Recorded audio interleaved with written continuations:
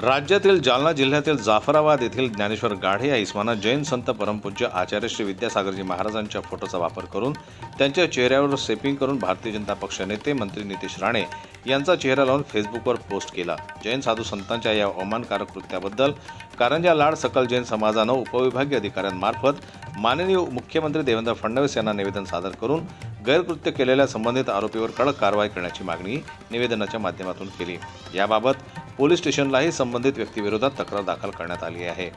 निवेदनात पुढे नमूद करण्यात आलं आहे की जगात सर्वत्र शांतताप्रिय, अहिंसक व शांतता व सुव्यवस्था राखण्यास महत्त्वाची भूमिका बजावणाऱ्या जैन समाजावर सध्या संकटाचे ढग दाटून येत आहे। कधी मंदिराची तोडफोड तर कधी मूर्त्यांची विडंबना, कुठे जैन मंदिरावर अतिक्रमण आणि आता तर साधू संतांनाही सोडल्या जात नाहीये। देशात व राज्यात जैन साधू संतांवरील हल्ले वाढत आहेत। साधू संतांना मारहाण केल्या जात आहे तर बरेच साधू संत रस्ते अपघातात बळी पडत आहे।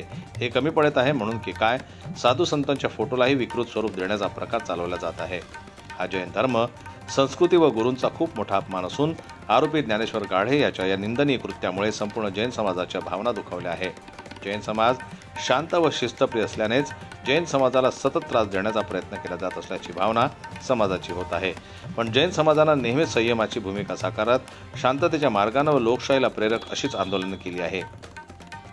निवेदन सादर करतेवेळी ॲडव्होकेट संदेश जिंतूरकर, शिरीष चौरे, अतुल नांदगावकर, राजेश कंडारे, भरत भोरे, कपिश कहाते, अंकित नांदगावकर, प्रज्वल गुलालकरी, विनम्र चौरे, नितीन बुरसे, विजय जिंतूरकर, शिशिर कस्तुरीवाले, नयनदार इरापूरकर, आलोक चौरे, संदीप मेहत्रे, राजूभाऊ पुरसुले, स्वप्नील गुलालकरी, आशुतोष जोरापूरकर, पंकज जैन, सुदेश गुलकरी, नितीन चढार, नितीन कस्तुरीवाले, नितीन काळे आदी समाज बांधव उपस्थित होते।